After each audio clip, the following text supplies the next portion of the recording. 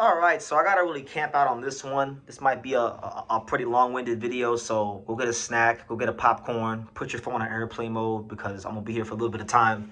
Hashing my thoughts on this one because I gotta attack two things in one, and both sides of the spectrum for this video they do concern the Mexican monster. They do concern one of the best pound for pound fighters in the world, David Benavidez. Obviously Benavidez has been doing his thing, youngest super middleweight champion in history at 168, light heavyweight champion, now the unified cruiserweight champion.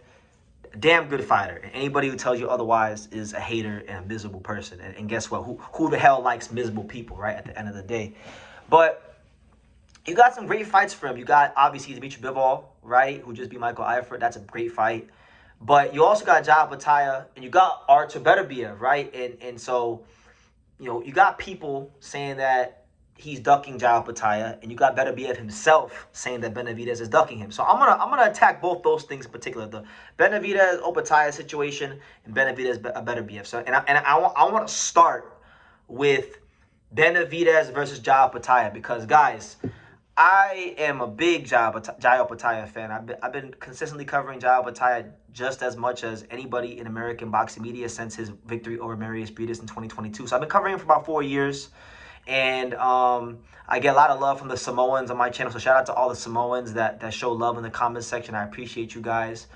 But I remember, man. I remember in December when I was out there in San Antonio, Texas, covering Lamont Roach versus Isaac Cruz. I remember Jai Opetaia had a fight against the very little regarded and little known Hussein Sin Cara, who was very old, and he beat Hussein Sin Cara, and nobody cared about it. Nobody cared. Opetaia was struggling to get fights.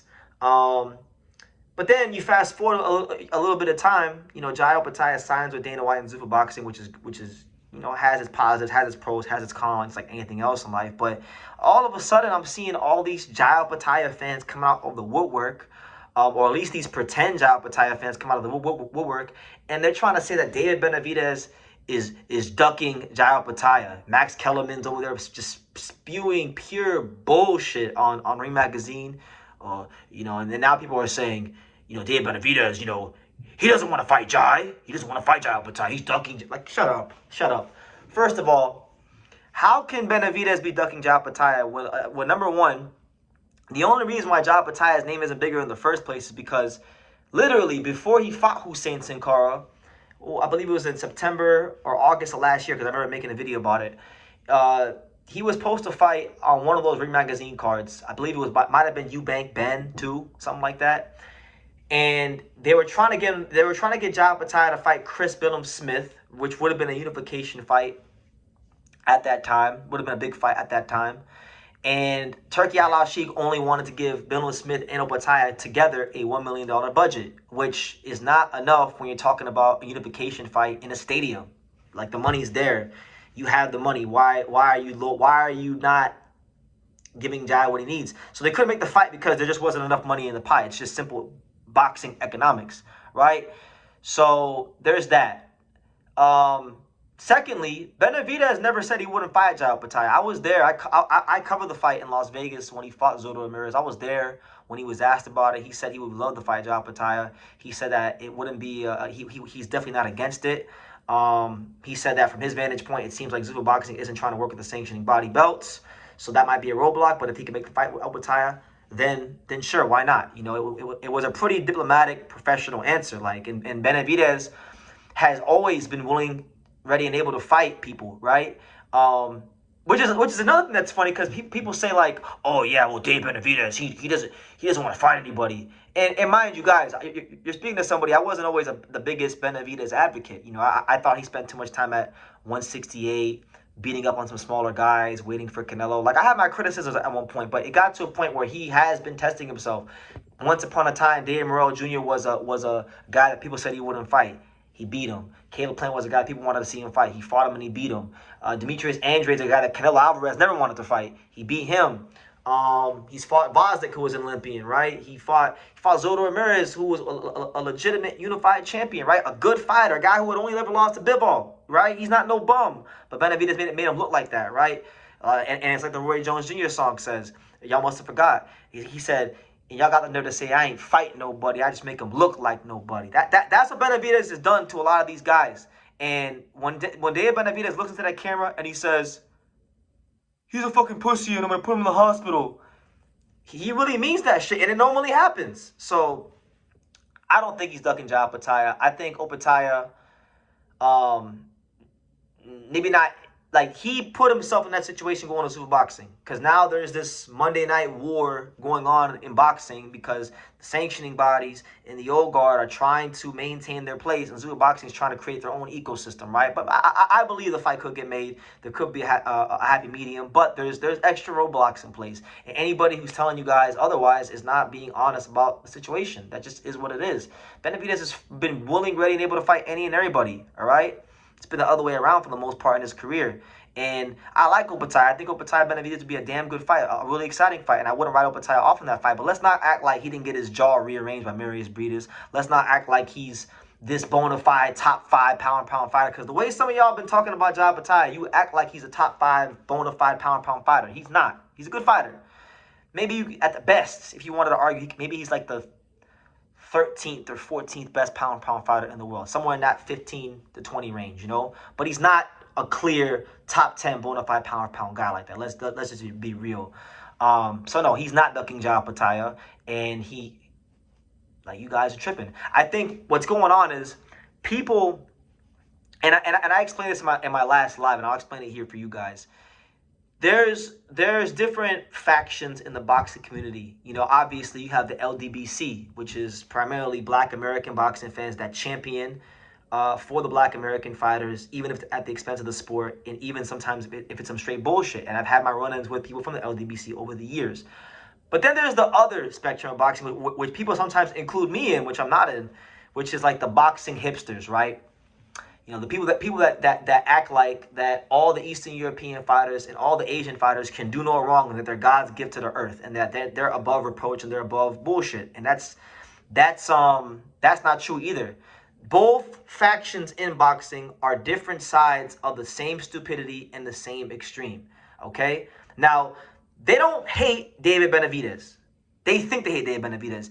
They hate what they feel he represents, because David Benavidez is really the face of PBC, right? Because Tank's not really fighting right now. So he's the face of PBC. And so for a lot of people, Benavidez represents a lot of the negative things that happen in boxing in the, you know, mid to late 2010s.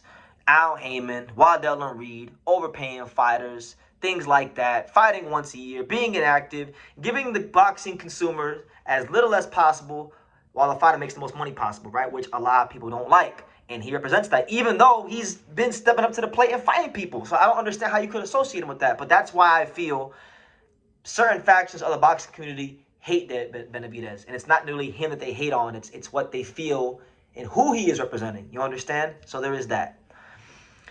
On the other side, on the flip side, so you got Artur Beterbiev. So we've established he's not ducking Jai Opetaia. And, you know, we've established the reasons why he's not ducking Jai Opetaia. And we've established why people hate on him. Why all of a sudden there's all these Jai Opetaia fans, right? Coming out of the woodwork. And they don't even really like Jai like that. He's just the new guy that they're trying to put in front of Benavidez, just like Morrell was at one point. Just like Plant was at one point, right?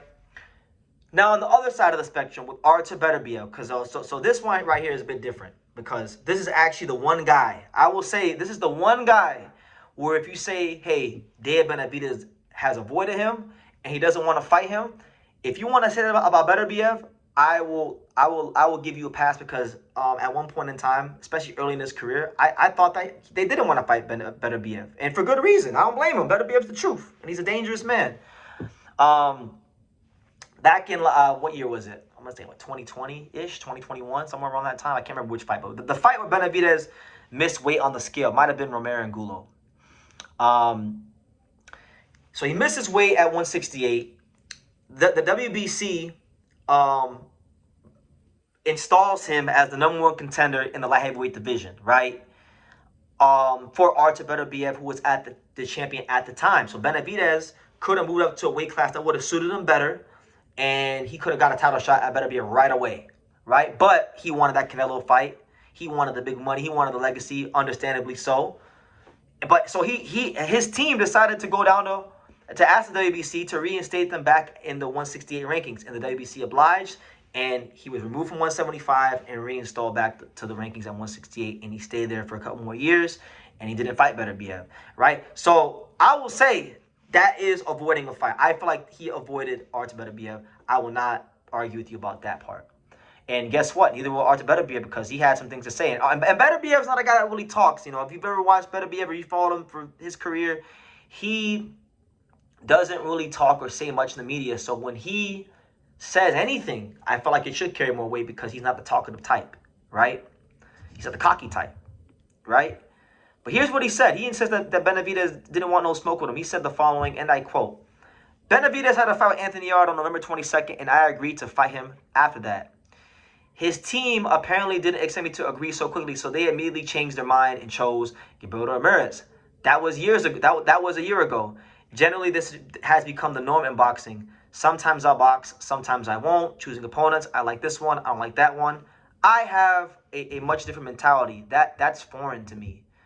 Benavidez is the kind of guy who talks a lot more than he does, but it must be said that he's being handled very skillfully, and he's already a world champion in 2 weight classes, but boxing is dirty, and some of his victories are certainly questionable." Now, as far as that last part, I'm not really sure which one of his victories you could say are questionable, because Benavidez has been doing this, putting belt to ass on any and everybody they put in front of him.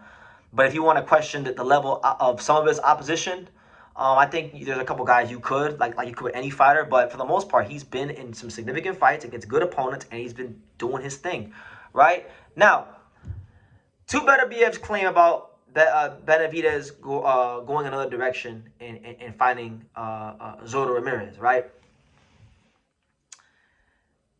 Can't blame him for fighting Zoto Ramirez because it was a unified championship fight.